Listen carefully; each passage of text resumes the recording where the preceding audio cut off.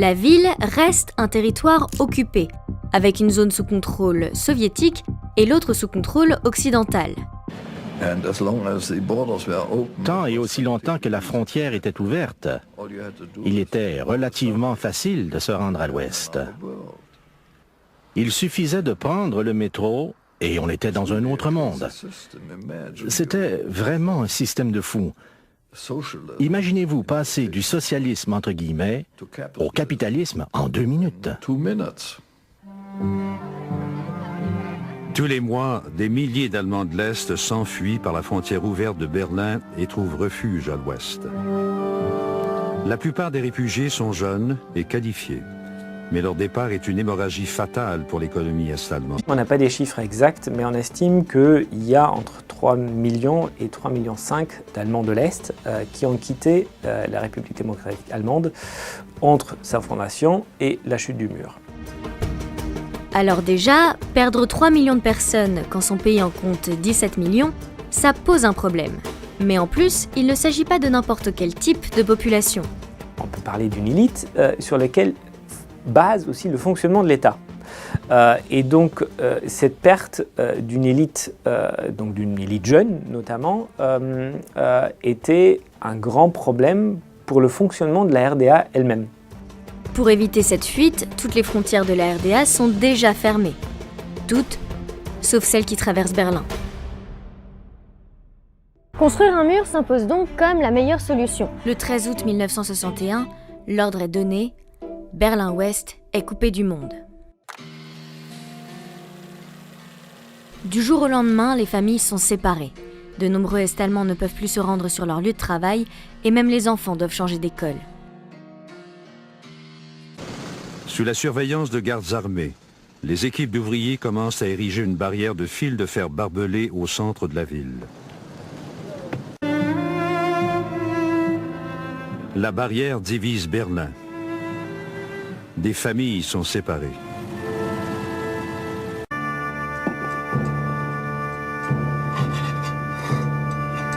Trois jours plus tard, on commence à remplacer les barbelés par des blocs de béton.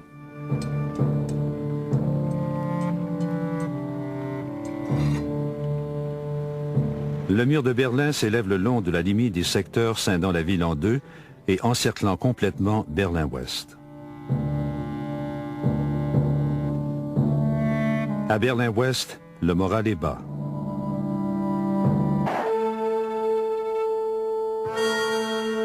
À l'est, les gens risquent la mort en tentant de s'enfuir par les dernières brèches de la barrière.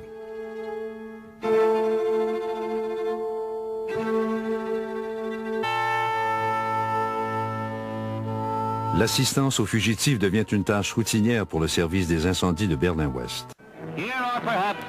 Voici sans doute les scènes les plus dramatiques jamais tournées à Berlin.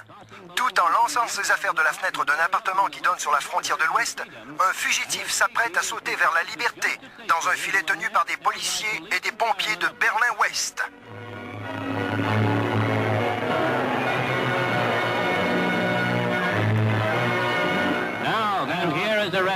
Voici ici un sauvetage encore plus extraordinaire. Quelques Allemands sympathiques à la cause d'une femme courageuse tentent d'assurer sa fuite. Pendant que la police communiste essaie de la retenir par la fenêtre, on la tire par les pieds vers la liberté. C'est une séquence à donner froid dans le dos que la caméra des Nouvelles du Jour capte jusqu'à sa conclusion dramatique.